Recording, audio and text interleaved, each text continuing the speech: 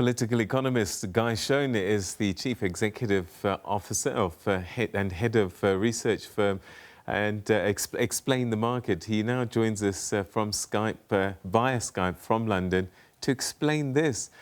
Guy, this is quite unbelievable that a Prime Minister would suggest that his country would willingly break international law. Peter, you know, there are people who've called it bold. There are people who've called it unbelievable, stupid, ridiculous. The press really has had a field day with this since it was announced. And, you know, it comes at a time when tension was already mounting around the Brexit negotiations, at a time when also many had felt the clock was ticking. There were too many sticking points. We'd already had the sticking point about the level playing field, agreements to stay close to EU law that the UK had found unpalatable, so that had stopped talks from progressing as quick as they could have done. We've had issues on fishing rights and also issues around who governs this agreement once it's signed, if it ever does get signed. But this now comes on top of that. It's a hugely bold move. Many people in the UK have also voiced their concern. And one of the concerns is about trust, future trust in the UK. Many are saying, you know, if they don't respect the rule of law, how can we trust any agreement that gets made further down the line? So the question then must be, is he very serious or is he bluffing perhaps as a negotiating tactic to get into these final rounds of talks on trade with Brexit negotiators? Yeah, I mean, that's been discussed today, you know, at length. And there is a chance, of course, that this is all strategy that they never intend, that Boris and his advisors never intend for this to actually be law, that it's the equivalent of a boxer coming out and, you know, throwing huge haymaker punches just to show his intent to his opponent that he's prepared to not rule anything out. But you know, there are a further 9 stages that would be required if you look at parliamentary procedure before this proposal get royal assent and become law. So that does potentially open up this possibility that this has been done really as a dramatic statement rather than necessarily any expectation that this would become ratified at any point. Europe proceeding with caution, saying that we'll wait to see something in writing. I guess they're also sceptical that this really will play out. Yeah, I mean, that very much sounds like a response where, you know, they're hedging their bet. They do perhaps are considering the possibility this is just a huge bluff, a piece of positioning to really send a message and try and almost influence their opponent into taking threats seriously.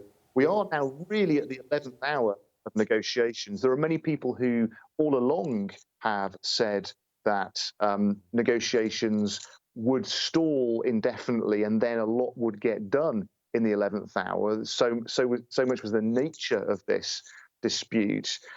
We've got in October an EU summit coming up. Now, that had always been thought of as being the sort of proxy deadline for getting a deal done. Many people now, they were saying that it's just simply too soon. We could run into November before anything really substantial is agreed. But there's a huge amount of work to do and a tiny amount of time to get it done in.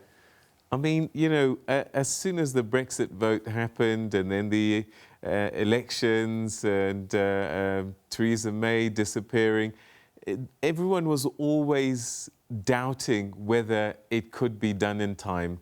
Then COVID, of course, complicated things even further.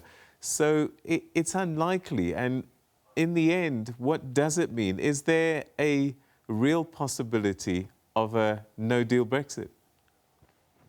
Yeah, without a doubt. And that possibility, Peter, is increasing every day that goes by. And you've got to think about the scale of this. 43% of all UK exports go to the EU.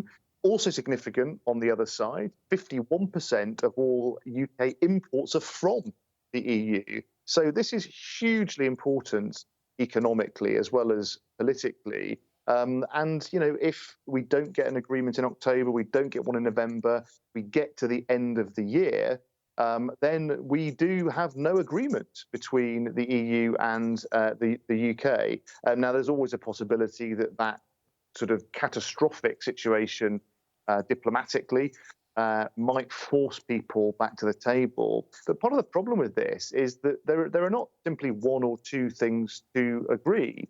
There's pretty much every sector you could imagine has got different complexity problems. We spoke about fishing. You could pick almost any sector, and it would have its own issues, details to be discussed. And we're still lacking detail. We're still talking about fundamentals, and potentially that is a really, really big worry indeed.